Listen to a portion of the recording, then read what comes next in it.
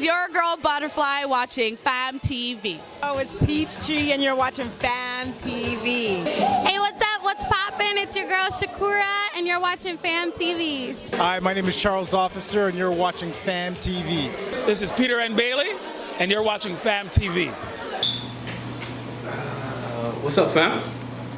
How you doing, fam? Good. First of all, I want to say a big up to Victor. He doesn't like accolades, but he's the only one that's really bringing us together. So, Victor, come on. You give, you gotta receive. So, I got like 10 minutes. I really wanted more time, but you know what? I'm gonna do it. I want to talk today about the subconscious mind, ancestral healing, because I want to tie into the chief. And I know you're gonna speak about ancestors. So, your ancestors, your ancestral power is a real thing. Has anybody heard of morphogenetic fields? Anybody heard of that? Me either until last week, right? When I was doing my research on that. Morphogenetic fields, they've proven that there's an energy field around all of us. You ever see birds flying together and they just move at the same time? You ever see fish moving at the same time? Right? So they found that every species has a field around them. And that field is conscious. It's aware. And we contribute to that field, and that field contributes back to us. So you ever heard of the 100 monkey theory? Anybody heard of that? Right? So there was a monkey on one island, and it started doing something, and then all the other monkeys started doing the same thing, and they lived far apart. So what is the morphogenetic field? What is that field? The ancestor realm. We knew this thousands of years ago, that there's an energy field that's conscious, that's around us, that's tied to our subconscious mind. And when you tap into it, you tap into a history. When I was 9 years old, I was the baddest 9-year-old soccer player, and no one ever showed me how to play soccer. I found that my father used to play soccer, and his father. So when my feet touched the ball, what happened? The field, the energy field, responded. And I was great. I didn't even know how to play. Like something was moving through me. So imagine how many other things we can tap into in this field. But there's a problem. Why aren't we tapping into our power? We have thousands of years of power behind us. Why aren't we tapping into this? Anybody, why aren't we tapping into this power? Yes? We're not taught how. We're not taught how? Yep. But even when we're taught how, there's something blocks us or stops us. What's going on? Fear. Fear, yep. In this ancestral field, there's trauma. And this is my main point, emotional trauma. We all got mommy, daddy issues. I don't care who you are, you're the hardest person. I've done counseling and therapy for years, and I'll tell you, your mommy, your daddy issues block your power. How you feel about your father, how you feel about your mother, is how you feel about the Creator. Oh, y'all didn't hear what I said. How you feel about your father, abandoned, rejected, not around, a dirtbag, is how you feel about the Divine Father, whatever you want to call it.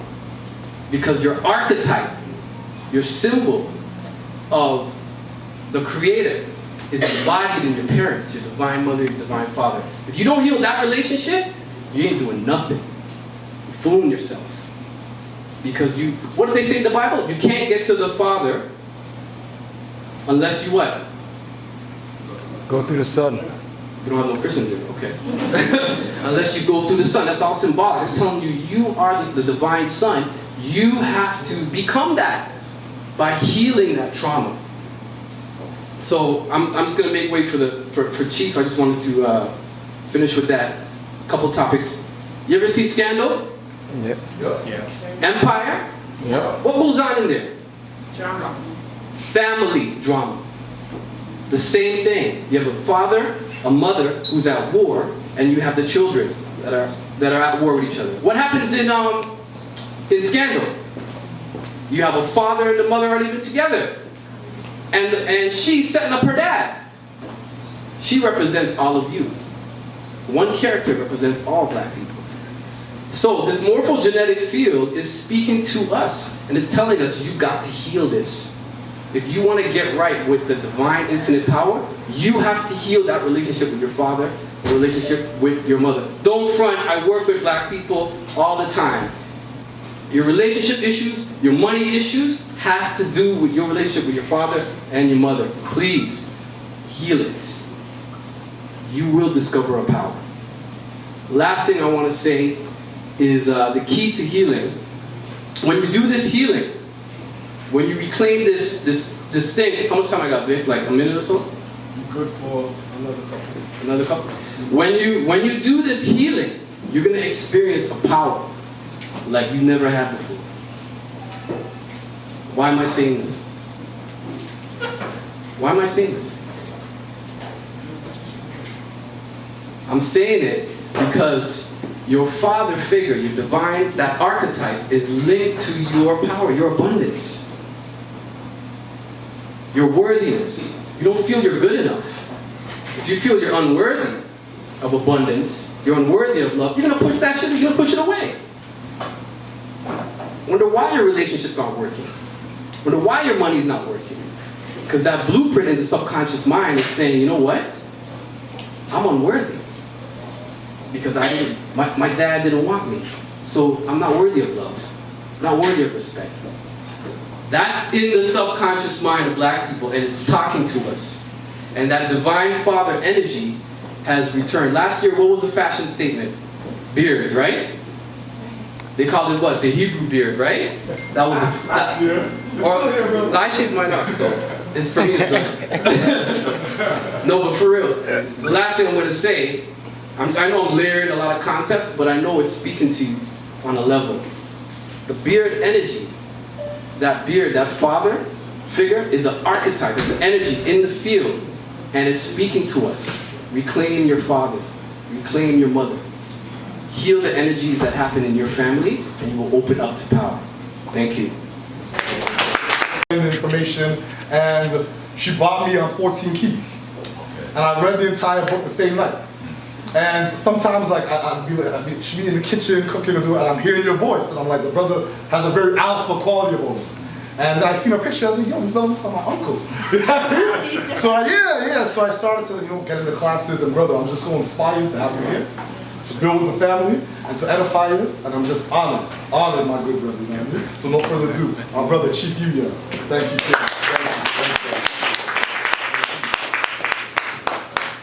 Thanks, good thanks. All right, I'm gonna relinquish, can everyone hear me? Yeah. All right, I'd rather not. I'm gonna relinquish the mic, okay? Cool.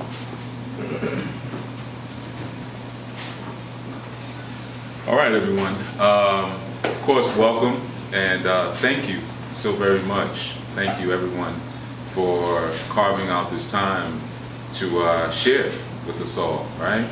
And I first want to say, of course, thanks for all of the hosting party and for all the spirits that are clearly living in this artwork that are kind of jumping off the wall.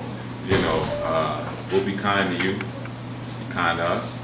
And for all the family you came through, yes, my name is Yuya. Most people call me Chief Yuya.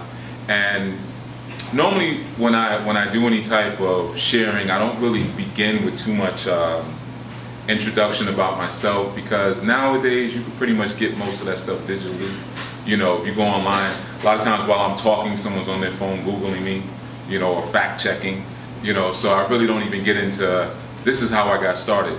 However, since I've been here, 3 people have asked me some background information, and the same question kind of came forth, how did you get started? So I'm going to do something a little different, where I'm actually going to talk just for a brief moment about myself, because I feel like some of that information may be valuable to some of the family here. Okay, so first, one of the key things that kind of kept coming up, as we were talking, was there was some interest around the work that I do on the continent. So since about 1997, I've been going back and forth between West Africa, East Africa, South Africa, and North Africa. You could flip it around. But I've been to what I call the 5 points. I've also spent a lot of time in the Congo. And my prime intention on doing that was to establish an understanding or establish a consistent stream of information that I could kind of bring back to the family here and say, okay, this is what it means to be an African. Because a lot of times when we begin to study and we begin to start to crack open the information, most of us, we just stay in either West Africa or we go to Kemet. And we just kind of vacillate between the two of them. And if we're coming in through the Rasta culture, then we go to Ethiopia, right? Now, if we like to fight, we like to be in the streets scrapping, then we'll go to Zulu culture to justify, you know, our brolickness. So my thing was, there's got to be a consistent stream, because even in the States, there's consistent streams. You know, even the dances that we do, if you go from east to west, it'll be the same dance, but we just call it different, something different. What we may call our mother, we all call our grandmothers Nana. You know, things like that. And I wanted to really see the things that were carried over in a consistent stream to try to find out the consistency in the culture. Because ultimately, there's only one African culture, right? Even though we know African, and I'm using that word Africa parenthetically. I'm not using it literally, because no one from the continent says I'm an African. You know, it's just something that we use. But you understand it as a contextual reference, right? So started moving around in '97 and ended up building some homes and building some schools, right? So now this is the part where a lot of people are like, how'd you get started with that? So I'm gonna go right into that for a brief second, because I feel like maybe it's needed. I started primarily in Nigeria because of the spiritual systems that I was learning at that time. And the system I was learning is a system called Ifa, spelled I-F-A. And I was initiated initially into the Orisha tradition as an Ogun priest. Ogun is an energy of warfare, but more importantly, an energy of acid. So if you could think about a spiritual form of acid that exists in the environment, that would be Ogun. Essentially, it's an energy that breaks things down, like an accountant, or, you know. And a lot of times when people think of Ogun or Mars or Ares or different deities of war, all they see is the war. So they say, oh, that's a deity of fighting, that's a deity of warfare. Fighting and warfare are exertions that people go through in order to get to the point.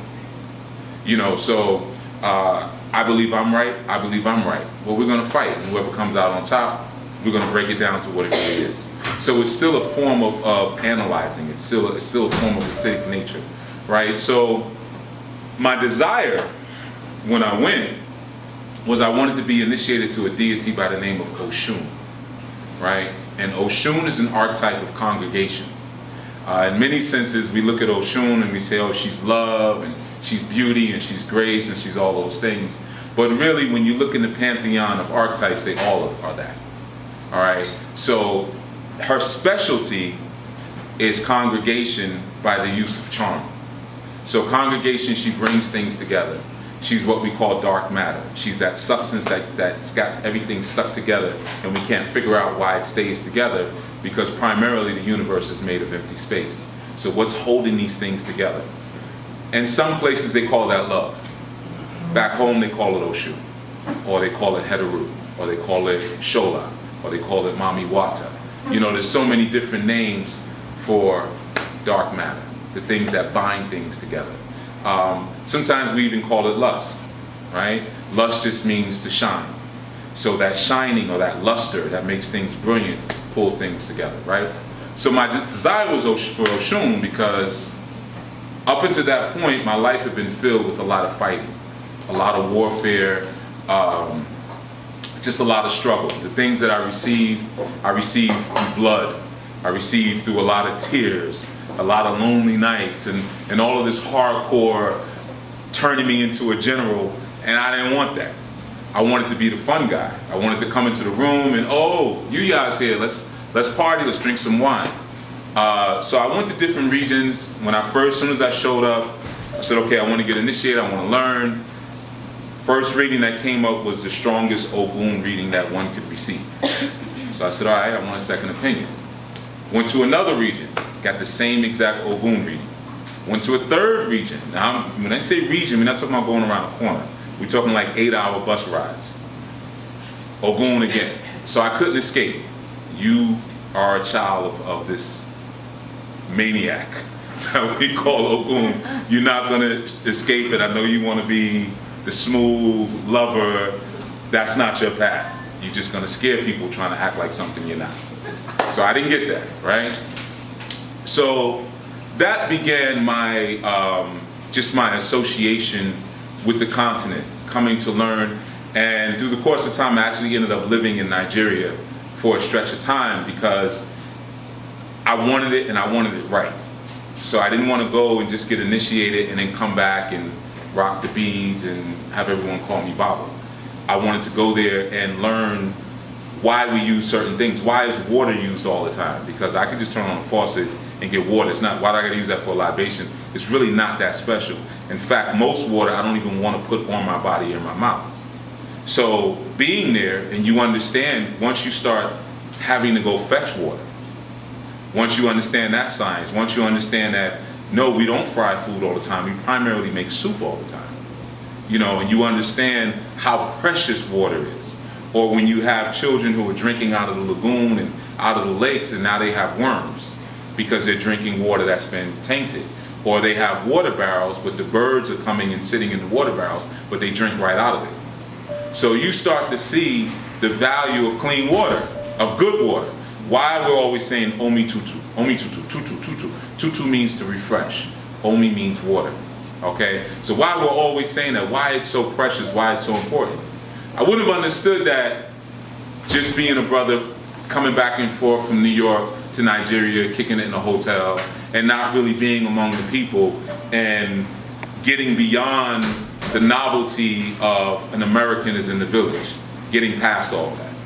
So I ended up living there for a pretty long stretch, and that led me to other regions when I started to realize that some of the problems that we were facing in the diaspora or in the Anglosphere were larger than what Nigeria or Nigerian teachings could shoulder. We had some things that we were dealing with back home that they just couldn't even fathom, because in the diaspora we have new forms of fabricated diseases, you know, new forms of mental illness and mental sickness that our ancestors did not confront, at least in their old forms. So I started moving and traveling around and looking for more answers in different regions, right? So people have asked me about the chief thing, you know, how did you end up being a chief? First thing, I usually do tell people, like I told your brother Rob earlier, is that if you want to be a chief, you could just show up with some money, you know, and you go to the right village and, you know, somebody will give you some beads and march around, you make you a chief. If you want to do it that way. How it began for me is, my desire was not to come as a colonialist, but my desire was to come and give, because I had some gifts for me. I had a few little things I could do. I had a couple of capabilities. So before I built a home, the first thing that I built on the continent was a school. And that's what started everything. Because I had bought some land and planned on doing something with it, and then found out that the school that was there, the roof, it had basically, the building had collapsed. So in that particular space, they were having school inside of a church, which was basically, it was basically a shed. So I ended up taking the land that I bought for a house, and I built a school there. And I said, well, at the end of the day, I'll sleep in a tent. Like, anything is better than being here. So if I'm on the continent sleeping bag time, I'm cool. But we got this school, we're rocking out, we're good. So there were a series of things that I went and I did. When I ended up going to Ghana, same thing, I built an orphanage, which I still manage to this day. All right, and the question that I came with to the elders was, what do you need? Before I asked for land. And from doing that, and in that process, I ended up being granted 10 square miles of land to do further building for myself.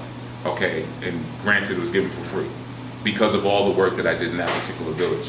So a lot of the connections that I made on the continent were based on not coming as an intruder, not coming to take, not coming to rob, but coming with the spirit of, you know, how can we really create some bridges? How can we really be a part of this space that's here?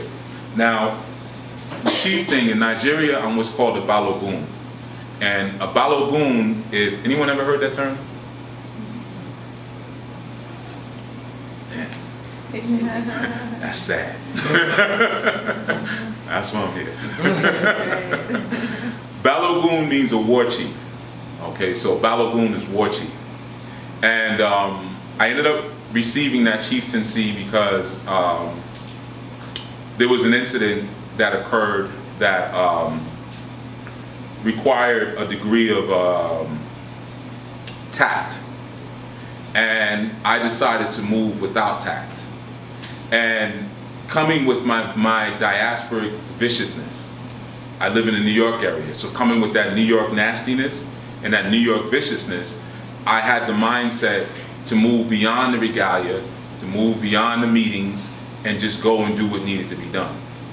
So there were several incidents where that happened, and I ended up resolving an issue that was plaguing that particular area for a couple of years. It was a group of people.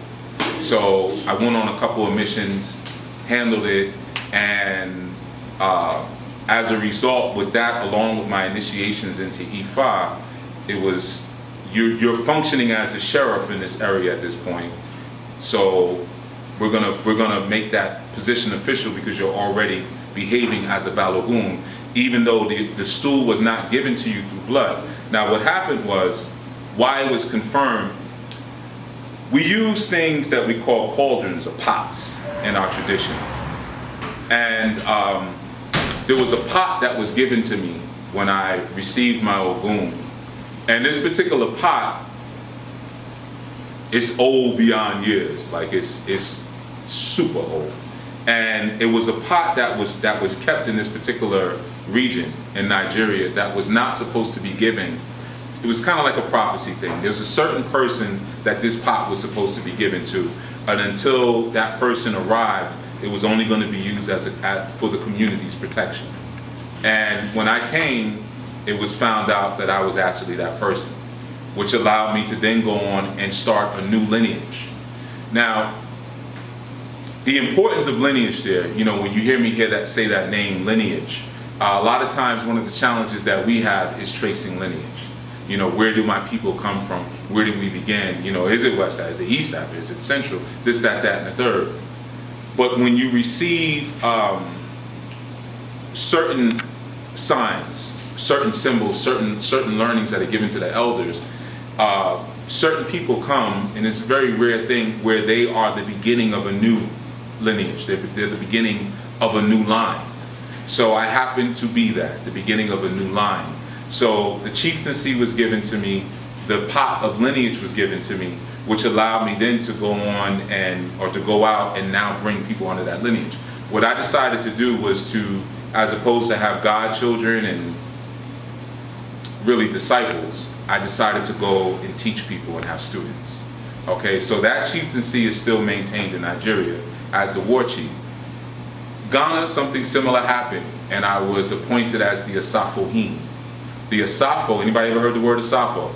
So you never read Malima Baruchi's book. You should read it, it's a good book. The name of it's Asafo. Okay, and Asafo just means warrior people. Okay, the Asafohim means like the war chief. Now we're in two different countries, right? They don't talk to each other, don't know each other. I show up, war chief. I didn't want to be the war chief. I wanted to, if anything, they wanted to give me anything, I wanted to be a chief of development. Build roads, do the wells, hook up the school, you know, hook up with some of my rich people in the States, have them sponsor some children. That's not your get down. War chief. Okay. But it was good because prior to that, my name in that region was Ghana Mafia. That was my nickname. Long stories, but we're making this brief.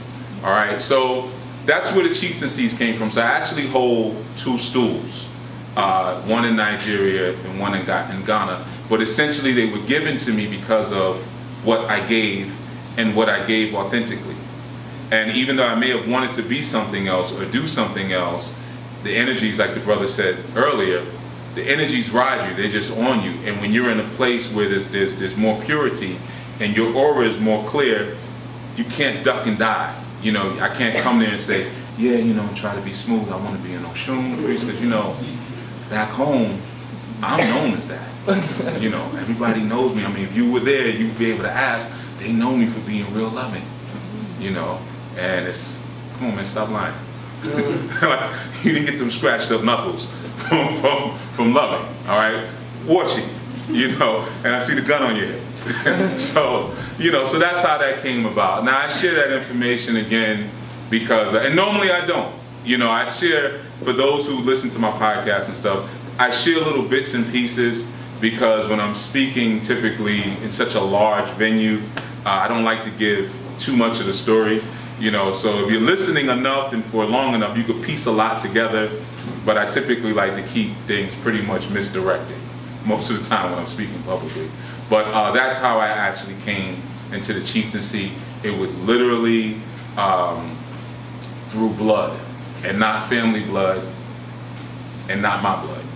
All right, it was literally through blood. But the thing is, we have a thing that's called Bush justice. And Bush justice keeps a lot of things quelled that we don't have here. You know, when you're on the continent and you're in certain areas of the bush, then you need to call the police. You have to pay for the police to come because you have to pay for the gas for them to get there. And then a lot of times you have to give them money for chop. Chop is food, like lunch. Like, so you give them the money for the gas, you give them money for chop, and then you might have to hit them. Well, you usually have to hit them with a little something on top of that. So you can do that, or you could go kick the door in yourself. I'm a kick the door myself type of person. Why pay someone to do something you can do yourself, right? But again, it took some of that viciousness and some of that American ignorance to allow that. To be able to say, I understand that that's the tradition, but this needs to stop. And people are afraid, and they don't need to be afraid, so let's just go handle that. Is that the right thing to do? Probably not, but it's what I do.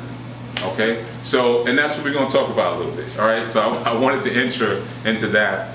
A lot of times when we're speaking about the morality of ourselves as indigenous people, or when we're striving and learning the culture and the mores and the norms of what it is to be indigenous, or what it is to be grounded in some root culture, one of the things that we begin to take on is a sense of piety, you know, and that's a sense of self-righteousness, or a sense of religious uprightness, right?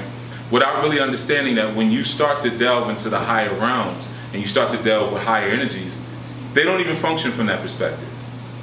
Righteousness is only doing what's right in the moment. That's all righteousness is, by definition. Okay, now the moment is forever changing. It's perpetually in motion. That perpetual motion is essentially the necessity of the universe. Things have to be in motion in order for things to live forever. Okay, so and we'll get into that in a minute. But so the idea of right and wrong becomes so subjective when you're existing on this plane, because we exist within the plane of subjectivity. All right. So a lot of times it becomes very difficult when we start to move into deeper understandings, especially as it relates to our spirituality, because one of the first things that we want to understand is, what should I do? Who should I be? What is the first step that I should make? Should I speak to my ancestors? Should I speak to the Orisha? Should I speak to my consciousness? Should I speak to my aura? We have all of these different constituents without realizing that those constituents are nothing but conditions. Okay, so there's an interchange of words that we're going to play with. There's probably going to be a few interchange of words that we're going to play with. But one of them is conditions. Okay, so a lot of times when we think about spirits, right? And what I'm going to do, I'm going to make this interactive for a second. Can anyone tell me what a spirit is? And don't be nervous, because pretty much 90% of the questions that I ask are trick questions. All right, so I'm going to sweep your legs from under you. I believe, I know that I've never talks about person. So sometimes you have a way with spirits, but your aura, your crown, the part of you that's not here physically will be like your soul likeness. Your spirit is that part of you that could do right or wrong. Okay. Good. No, that's a good part. You got part. That's good. Anyone else? I would say it's your third eye. It's your third eye. Okay, cool. Your energy that you don't have to see. Your energy that you don't have to see. That you don't actually see. Uh-huh. The intelligence, consciousness. Your intelligence, your consciousness. Okay, cool. All correct answers, right? They're all good answers. all deep people answers, right? So you're in the deep people group, and they're all good answers. You don't have a person when it said that, you know, was a spirit. What you asking me for? You know, so we in there with the deep stuff, right? So the spirit is all of those things, right? Because spirits are essentially the conditions of the planet. That's all spirits are, they're conditions. Now, of course, if we start to break it down, the word spirit itself means breath. Okay, so spirit is just breathing, right? And your breath is imbued with the consciousness of your thought, which is motivated by spirit. So you see, it's a very interesting loop. Your spirits make your thoughts, and then your thoughts make more spirits. Okay? So it's essentially it's breath, but it's a spiral. Spirit and spiral are the same word. So the same way that plasma or your DNA helix has that spiral, spirit is the exact same thing, right? But again, what we're going to do is we're going to use an interchange tonight. And we're going to take spirit out, and we're going to use condition, right? So what are some of the type of spirits that we have? Like I heard intellect, consciousness, third eye, or pineal, right? Or what we say in the Yoruba culture, the Ori Iwaju, brother. Elemental spirits. Elemental spirits. Your fire, your earth, your air, your water, your ether, your metal. Those would be like some of your elemental spirits, right? And again, essentially, those are elemental conditions, right? So we're swapping our words out. So we know that here, when we're functioning through a human perspective or human reality, everything is based on conditions. And your divine reality, conditions remove. Did you have your finger? Or were you? Okay.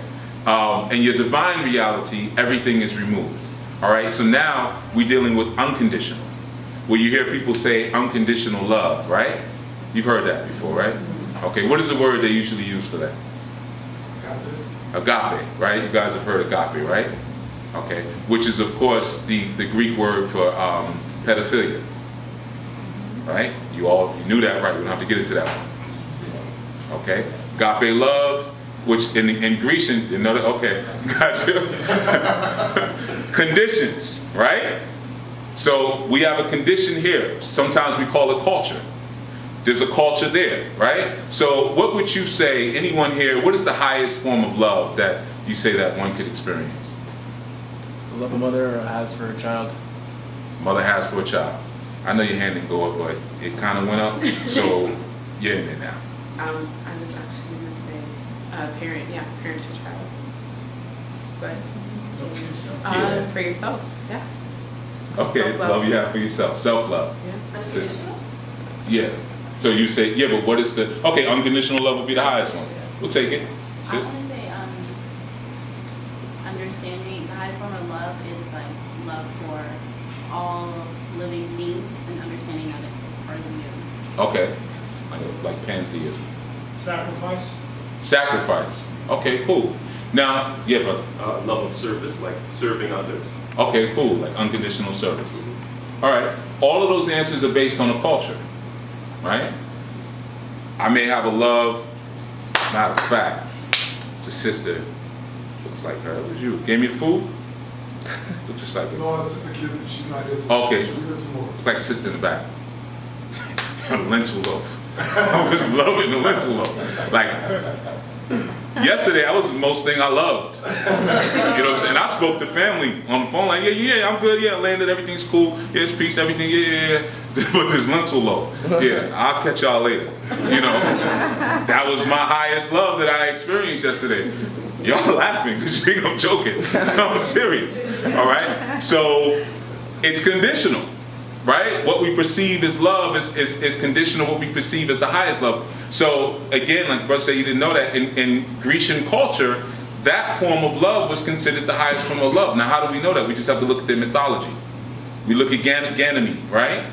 You know, who was Zeus's lover. And we look at the star that he was given and compare it to Zeus's wife. He was given a huge star, she was given a tiny star. So what does that say? I love my boy lover more than I love her. We look at the sign of Aquarius. Who's Aquarius? The water bearer, right? Go ahead, sis. Well, you wanted to say something. Yeah, you did this. Oh, that was like, you agreeing, like, all right, okay. hey, listen, I'm not from Canada. Y'all gotta on the signs and all that. So, because I know what you're doing. You're selling out of the neighborhood. So when you look at it from that sense, right? You look at Zeus and you look at and you say, okay, well, they have this archetype Aquarius, who originally was Ptah. So originally it was him opening up his mouth. Ptah is where you get Jupiter, where you get Obatala, right? Or where you get the name Peter, or Patir, which where you get the word father. But it was the architect in Kemet, right? So you had Ganymede, who was pouring out the water, right? That's who that actually is when you see that written out. But the chalice that he was holding, that he was pouring out the water in, actually represented his orifice. Let's just make it real simple. Okay, so the idea here was that Zeus was saying he's so sweet that he had created a feast of the gods, and he said, I want you all to experience what I experienced. This young man's, yeah, I know, Brother Rob, I know. He's like, stop. I got it. So that's what the pouring out actually represents. But that's a cultural thing, right? Okay, so in that culture, that was the highest form, right? So inherently, there's nothing wrong with the word agape if you understand the contextual and cultural reference, right? So you may say unconditional love, it may be mother to child. You may say it, and it may be self-love, or it could be unconditional love, or it could be the love of understanding, or the pantheism, where, you know, that's really, we look at everything and we basically see the divine expression through all, right? Which came a little later in the development of certain folk, which we're going to get into in a second. So you have these different ideas here, and all they represent is really different, just conditional expressions, you see. And when you learn to navigate the different conditions, then you evolve and grow. But the first thing that you have to be able to do in order to navigate the conditions, you have to relinquish something, which we're going to get into for a second. Because in our conscious explorations and our conscious learning as, again, the deep people, one of the things that we focus on really heavily is how we got here. In particular, our creation story. And of course, there's many different creation stories, right? And even on the continent, from village to village, sometimes you have different creation stories, you see. So, and we're talking about 10-minute walk, and everything resets and starts again. This is how we got here, you see. So you start to understand that creation is an ongoing process. There's no static creation story. All right, even though in the Yoruba we have Obatala, or Duduwa sometimes comes down the chain, you know, drops some sand and drops a chicken. The chicken scratches and plants. Then he plants a palm tree, and you always have that tree of life aspect, right? Well, that's one spot. But there's many other creation stories. You know, you have Nordic creation stories, you have Grecian creation stories, you have Roman creation stories, right? You have Zulu creation stories, you have Bantu, you have the Congo, it just goes on and on and on and on and on and on and on. So basically what the creation stories are, the conditions in which we create under. That's it. Because there was no creation. That's the myth. We're a perpetual tumbling. There's just a tumbling from expression to expression, or from condition to condition. But we're talking about individuals or archetypes or high supreme creators that are creating in a space where time doesn't exist. So if you're creating in a space where time doesn't exist, how could I really have a beginning? You see, like if I ask you how old you are, you're going to say, well, I'm 30, 40, lie, I'm 20, 21, whatever. But then I'll say, how old is the blood in you? Who knows? Because you got it from your mama. You got it from her mama. You got it from her mama. You got it from mama. We just keep on going until we're just looking at orbs. Okay? That's slowly condensing down into physical form. So from that moment right there, we know you don't know how old you are, though you may have a birth date. But you don't actually know how old you are, because your creation is an ongoing, evolving tumbling. Right? And the only thing that you can measure time in with your creation is your sleep. It's like when we look at Hindi culture. Now, let me explain something before I go further for those of you who are not used to how I teach. You know, you redlining there on that mixer. You're redlining. I'm I'm going over. I can talk softly, see? Yeah. I own the studio, so my engineer thing is also like, the recording's gonna be messed up. So I can back up from the mic too a little bit. All right, you want me to sing that? Want me to hum something? No, you got me, you see me. All right, gotta have fun with it, right? Because emotions do what? What is emotions? Energy and motion. All right, so you gotta have fun with it because that's how you get the spirits moving. Me sitting up here breaking down a bunch of deep stuff, you walk away saying, that brother was deep, but nothing happened. I became a chief not because I came there and bragged about who I was, but because I actually did something. You see, I got 10 square acres of land because I did something. That's enough to build another city because I did something. So you gotta get the motion happening. That's important. All right. So, like I was saying, so you have this idea of conditions, you have this idea of tumbling, and you have this idea of creation stories, which really, again, only represent the conditions in which we make things happen, okay? And we're always bound by conditions because we're bound to the trap of humanity, okay? Which is the only way you can humble a deity. You know, all the stories and the cartoons you may watch, and, you know, the only way that you can trap and humble a deity is to make it human. That's it. Anything outside of that, it's good to go. It's fancy free, you know, and you know, carefree. So through our humanity, now we come into the world of conditions. So we look at them like Brother said, talked about elemental spirits, right? So each elemental spirit has a series of laws, a series of conditions that govern it, which we learn in order to learn to work with those elements. Like for instance, we have the element of fire, right? And fire has its own conditions, and one of the primary conditions of fire is that it's not changing for anyone. You can't change fire. You can't turn fire into something else. You can't make fire, you can't even make it move really the way you want it to move, you see? You can't tie it in a knot. It's similar to air, similar to water. You can't tie it in a knot. Right? So once we start understanding the conditions of fire, then we can evolve through the gifts that fire gives us, right? Same way we have certain conditions of water. Water holds things. Water is a container. So that represents, again, more condition. We have conditions of earth, where earth, nothing happens until you do what? Until you touch the earth. Why? Because before that, you're just speaking spiritual stuff. See, we have that. We have a proliferation of that, unfortunately, within our conscious collectives.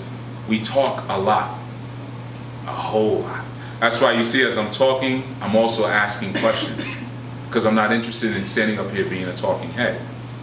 I don't even take as many speaking engagements as I used to years ago because I'm tired of talking. Keep real.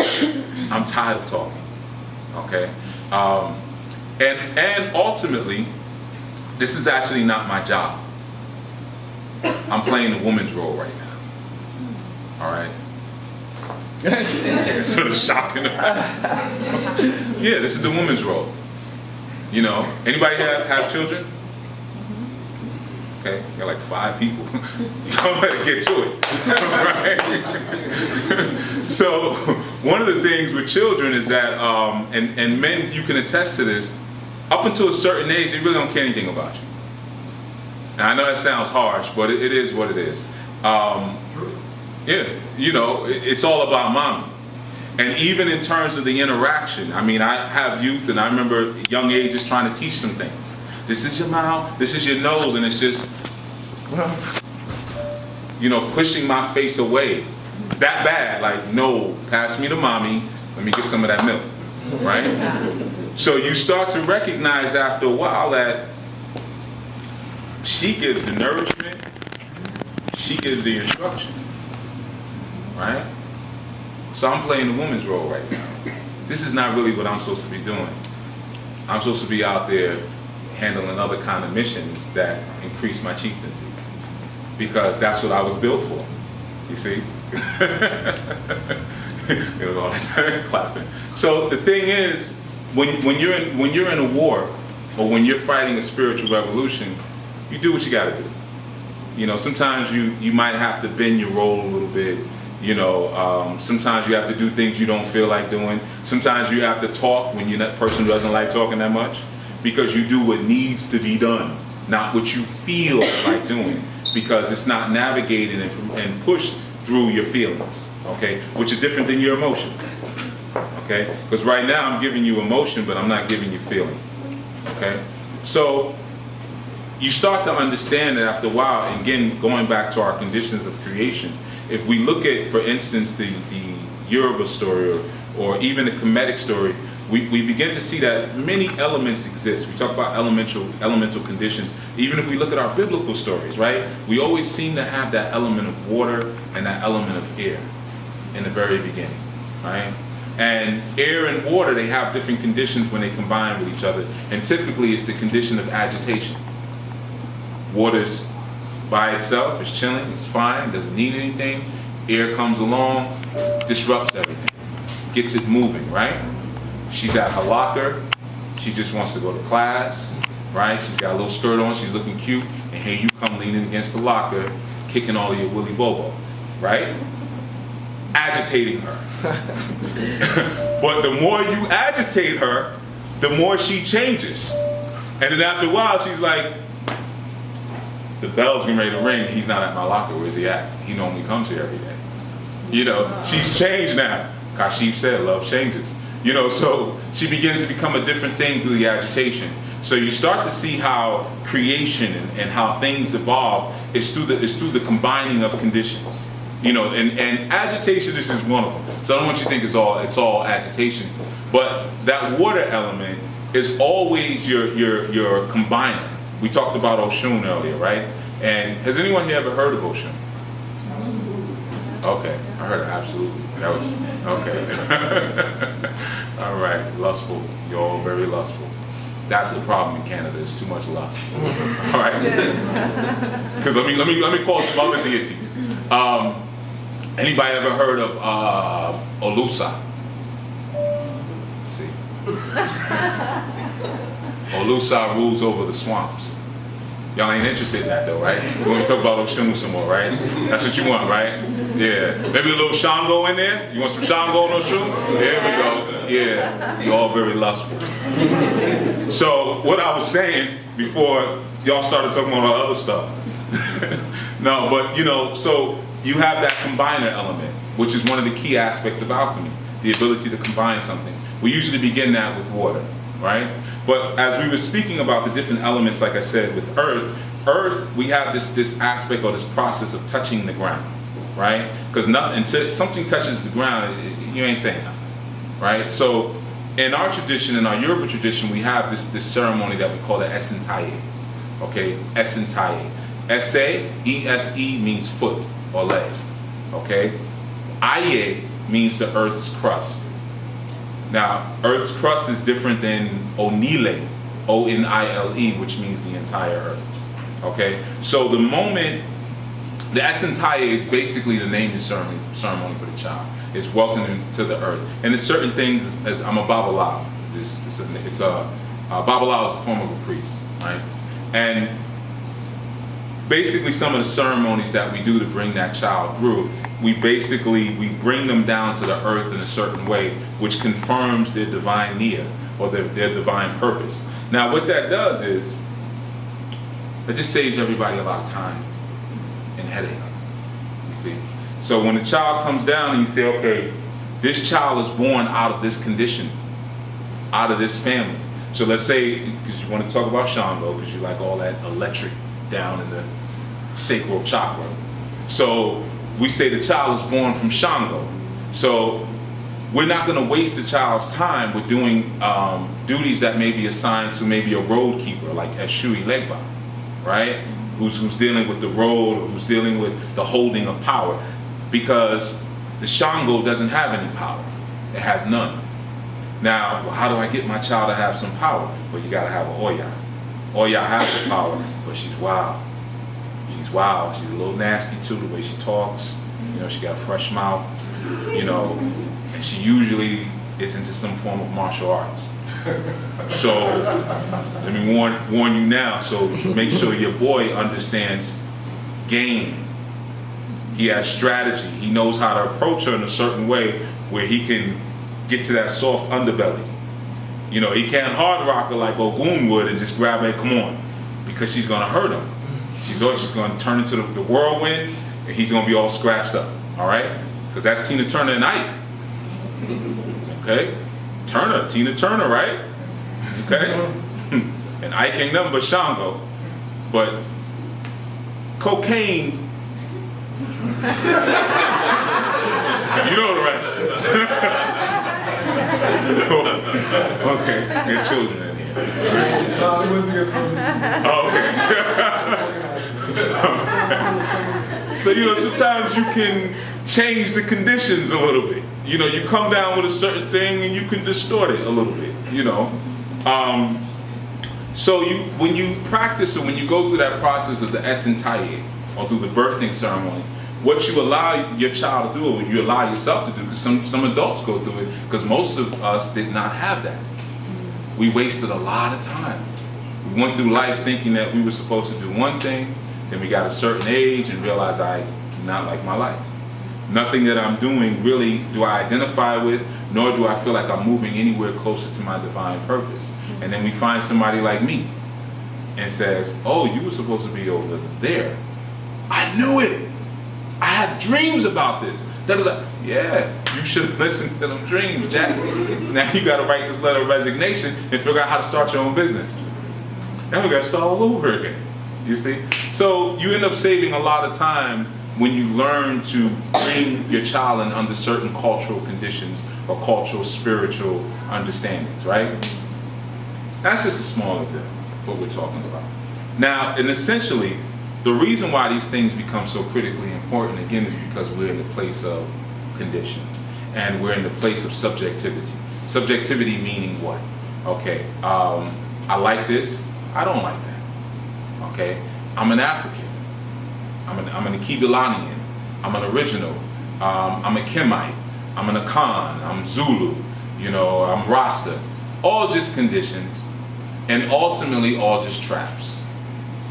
Okay, now, be warned, there are things that I'm going to say that may be different than what other people have said, and you may not like me that much after I finish saying it, but sometimes it's the grotesque things that we need in order to shock us out of our sleep. If you look at a lot of people who we would say are maybe not conscious, which is not really a good term, because as we said, the sister said earlier, there's consciousness in everything. The divine is in everyone and everything. So no one's really not conscious. It's just some people can explain it better than others. So I can sit up here and I can describe what spirit is. I can tell you what a soul is. I can tell you what a body is. It doesn't make me more conscious than anyone else. It just makes me more articulate. And sometimes through the articulation, we confuse intellect with consciousness, with spirituality. It's not the same thing. So just as articulate as I have to be just as funky and fly on the other end, where I'm not saying anything. Because ultimately, spirits never say anything. They just do stuff. They move around. They show symbols. They dance. They make you dream about somebody coming at you with a spear, but they're never saying anything. They leave it to you to interpret. So you shake yourself awake because you say, well, they had a spear. So what, were they attacking you? No, but I was scared. Well, that's what we need to now decode. Why were you afraid when somebody was just handing a spear to you? What's your problem? There was a wolf running at me. Maybe it wanted to give you wolf power. Wolves represent the priesthood. Maybe it means that it's time for you to come into the priesthood. But I ran. Well, the next time something's going to drag you by your neck and drag you into the temple. That's how it usually happens. All right? A little warning for everyone who's running from it. You know. And yes, I was dragged into it. So anybody who asked me afterwards trying to be cute, I'm just going to put it out there. I was dragged into the priesthood. Didn't want to be a priest. All right? Wasn't even thinking about it. Didn't care about it. I wanted to do other stuff. Okay? still with my people, but not this part. Because this part isn't as, a lot of the stuff that we do as priests is just not as fun. I had more fun doing other stuff that I was doing. I had more fun doing security for the Nation of Islam. I used to work with them, a group called the X-Men, where we run up into projects and we would beat up drug dealers. I enjoyed that more than doing readings for y'all. You know, no offense, I'm not gonna see my students here. You know, I care for all of them. But I'd rather be running up in the projects than being up drug dealers. You know, but that wasn't the way, right? When you're doing revolutionary work, you don't do what you feel like doing, you do what needs to be done. So, again, the idea of conditions is what we're looking at, and again, it's a battle between subjectivity and objectivity, right? And when we're coming into that divine place, it's a sleep between being objective and being subjective. And like we talked about, those who we would consider to be unconscious, or those who would be considered to be asleep, they're only experiencing their creative time. I'll give you an example. We do these conscious lectures, right? We bring in speakers, they're deep, they say a bunch of things that we write down in our little notebooks that we got. Here we go, And everybody has their own little special notebook. One's got the reflective thing, some might be leather bound. It's all this deep stuff to make you feel like you got a grimoire, right? Like it's Harry Potter or something, right? I get it. You know, I did it too, right? Then what do? Anybody. We integrate and put it to use. How? By wisdom. By wisdom? Apply knowledge. Oh, apply, okay, that's what you say, okay. You apply the knowledge, right? Anybody else? Yes. By living it. By living it, right. Or attempting, right. Having that experience, right, to the best of our ability. What do you do after you come from a deep lecture and you talk to someone who's chief and all that other fly stuff? You reflect. Try to absorb it. Go dancing. Go dancing. Okay. Sharing. Why? Sharing and sharing. I enjoy dancing. Okay. Okay, brother. Research it further. Research it further. Embrace and live with it. Little sister. I thought you had one second. Okay. So everybody pretty much said the same thing. I get the knowledge and then I apply it. So then eventually, hopefully, I'll have an understanding, right? Knowledge, wisdom, understanding, 1, 2, 3. Research it. You research it, right? Because I could be a liar. I may have never even been to the continent, right? This could all be. So better stop laughing because they exist in the conscious collectives. I know some of them. They're bold-faced liars. Sometimes I listen, but you know, I don't say anything. And I just hope, that y'all can see through them. 95% of the time, you don't. What am I gonna do? Right? I just wait. I wait around. So keep laughing if you want. I could be lying about everything I just said. How can you prove it? Yeah, I said some deep things and all that, but how you know I just didn't have a conversation with a deep person last week and I'm stealing all that stuff? What did you know about a Chief Yuya before yesterday? What kind of name is that? It's not even one of those nice long, you know what I mean? It's not, there's no accent marks in my name, none of that. I ain't got no hyphens really, right? Could have been something I saw like, Yuya sounds like a company, right? Or license plates. So research it, good answer, sis. I advise that, research it. But here's the thing. The sleep, unconscious folks, when they're in their creative time, like in the Hindis, we called it the sleep of Brahman, right? So when like Brahma or Brahman really would go to sleep, it was that time when another energy would emerge. So there was never really a full sleep, right? And that energy that would emerge was the energy of creativity.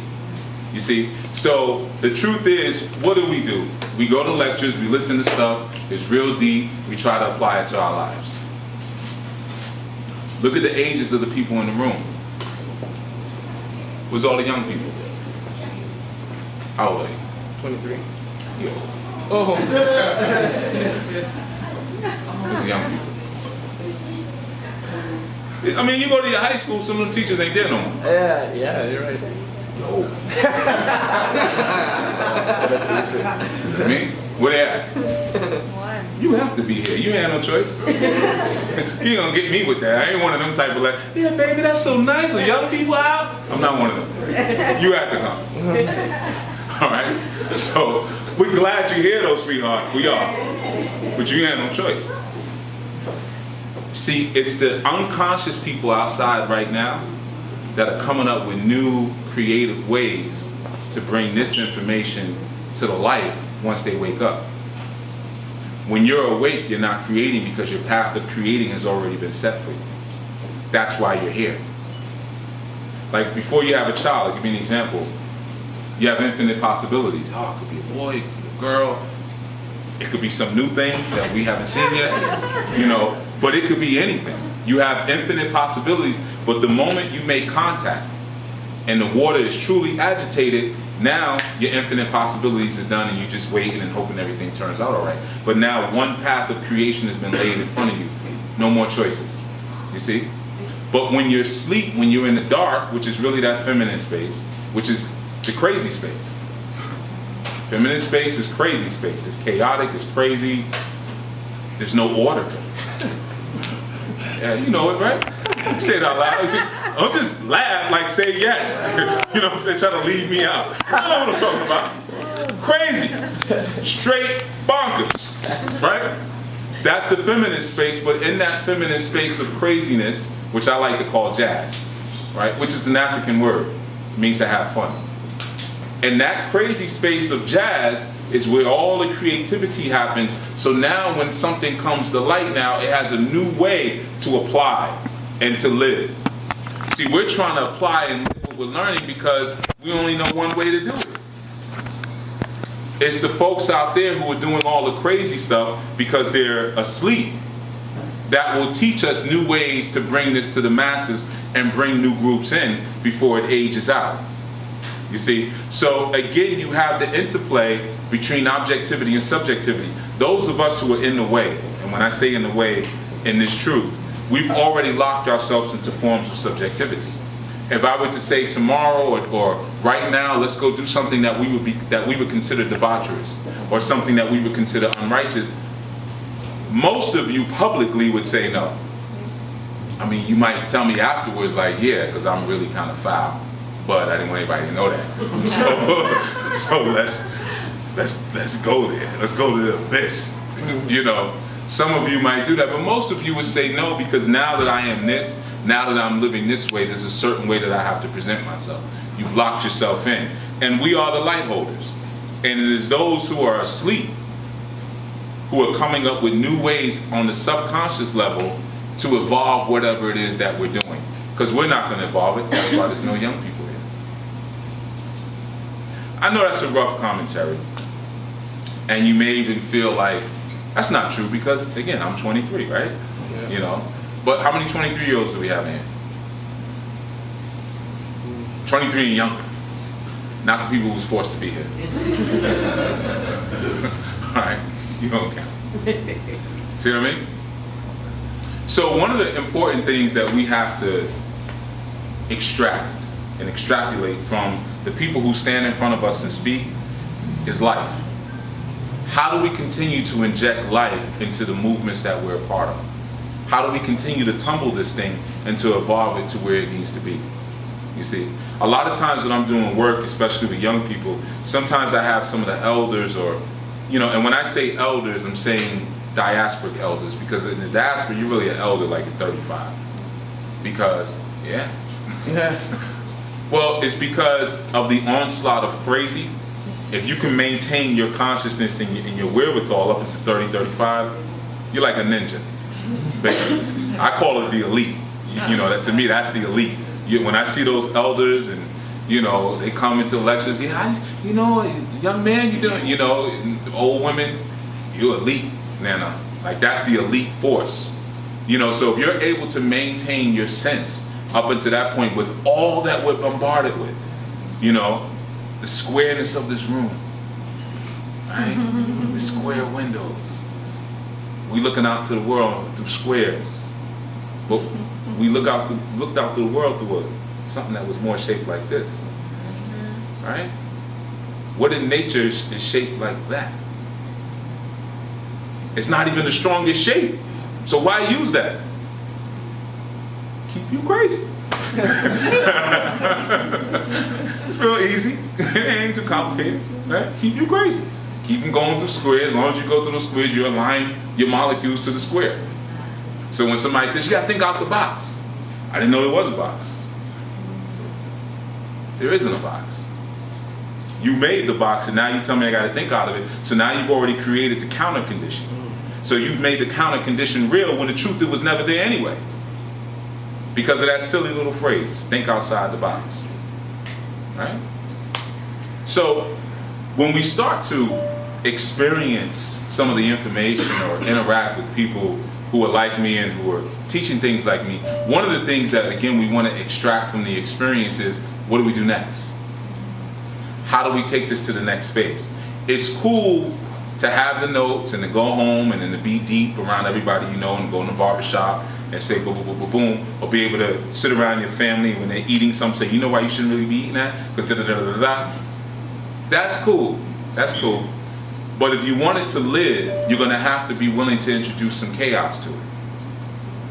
And a lot of times that means in your conscious work and in your conscious evolution, you got to stop. Sometimes you got to go unconscious for a little while. You got to go to sleep for a little while. Okay? Because that's when you not only recharge, it represents, of course, the rebirthing, it represents the resurrection. I mean, there's so many different principles of going into that ex-underworld that we utilize. You know, when we do that thing, the Dracula thing, he's going into that, the unknown, right? There's so many different things that we utilize there, but essentially what we're doing is we're pulling up more crazy matter. We're pulling up more chaos matter. We're pulling up more feminine crazy. In order to take us to where we're into the light, we're representing the dysfunction that exists in the heavens. You know, one of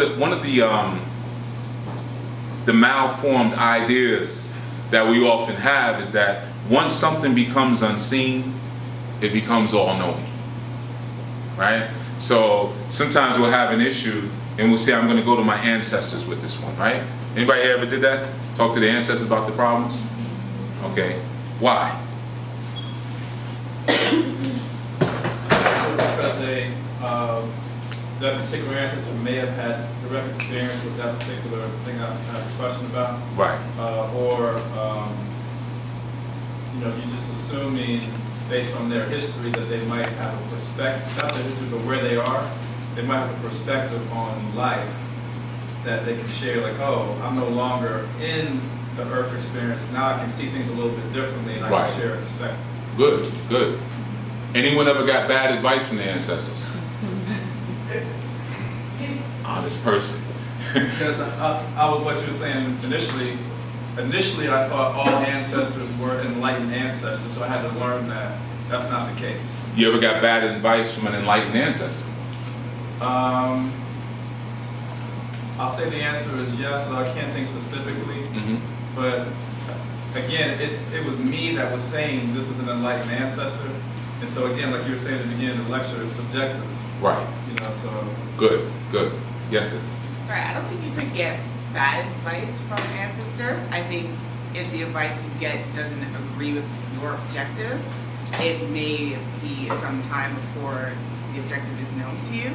So like just to say like right off the bat, bad advice, I feel like you're judging what they maybe envisioned as a solution to your problem that may not have been the solution you wanted at that time. Right. 20 years later, you're like, wow, if I got that bad advice 20 years ago. Why can't you judge their advice? Well, you chose to ask that ancestor. So if you have this wealth of resources in terms of ancestors, and you chose one specific one to ask, it's your bad for asking that one. You should ask a different one. Because they might not know what they're talking about. Right? Like they might give you some bad advice. I'm gonna loop it right back around to what I want to say. We're gonna come right back. No, I'm not playing with you. I'm not joking.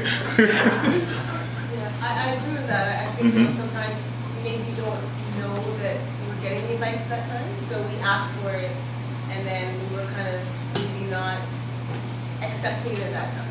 Okay. Taking it. I believe that the ancestor, in their lived experience, have told you that advice a million times. Usually. Yeah, usually. So, you know, you're sort of like rhetorical. You're asking that, and then you remember that you've heard that particular thing a million times. That one thing that they've said over and over again. Right. Yeah. Good point.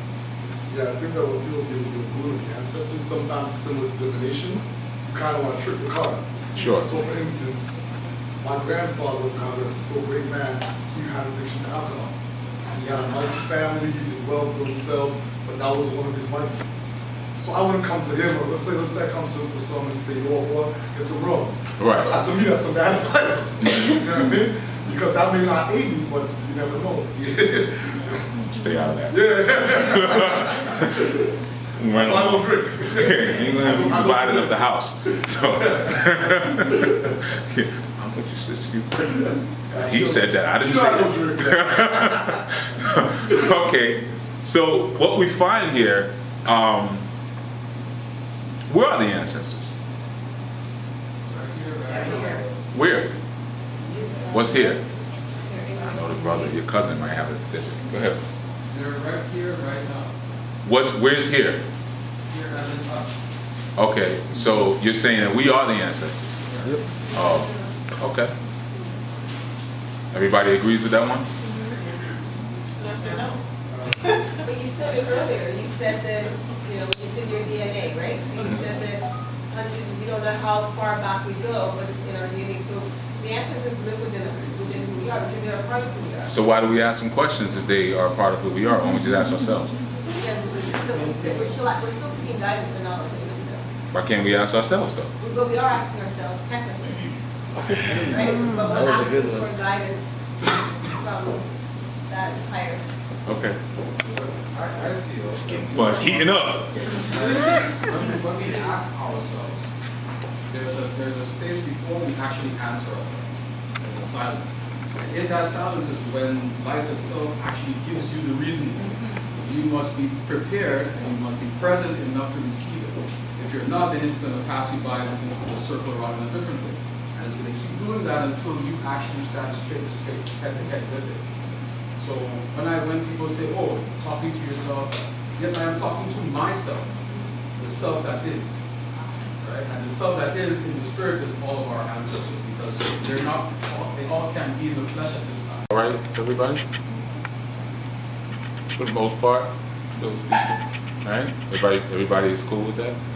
Now normally, see, y'all up here, y'all have nicer dispositions. So it's like, if I was back in New York, I'd be like, hold up. Y'all bugging, you know, it'd be something different. So I'm gonna just ease into. Just be brother, just be. Yeah. Oh, I am. It's gonna be free slow. I saw something, was it somebody? Yes, you want to say something? No, don't. What is it? She's ashamed. I want to hear this. No, because I'm saying I don't agree with, sorry everybody here, I don't agree with most dispositions here. I feel like the ancestors are a part of us, but they're also separate from us. It's kind of like your parents. Yes, your parents are a part of you, but they're not physically walking with you as you're walking down the street. They are walking over here, you're walking over here, but they made you, and you are a part of that person. I feel like your ancestors live on a separate ground than the one you live in. Okay. Yeah, they're having their own separate experiences, but at the same time, they are still a part of you, and you can tap into their energy when necessary. That's what I think. Okay. Okay, cool. Yeah, come on. Yeah. I didn't agree with none of that, but ain't about that, right? Because we all have different creation stories. So where I'm created from, we talk about something else. That's why y'all have different people who come here, because we all come from different realms, right? That's why when you go to Kemet, there's mistakes on the walls. There's mistakes, right? Because they said, well, oh, that's what y'all believe? All right, we'll put it up. Y'all believe what? Let them put it up. You know, right? Because it's about the sharing. It's about recognizing the different conditions.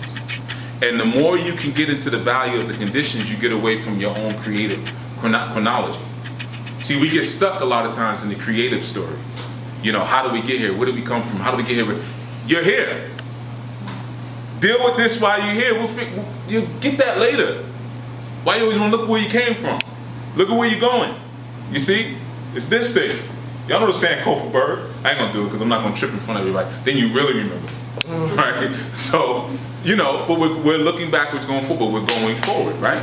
So we all have a different creation perspective. Now, a lot of times, sometimes when we come into our consciousness and we come into a different measure of understanding, we come into a different knowing. A lot of times we bring some of our old isms over without realizing it. You know, we think we liberate ourselves from, honestly, our religiousness, our churchical mentality. You see, and one of the things that is inherent in the churchical mentality is going outside. There has to be something outside. There has to be something greater. There has to be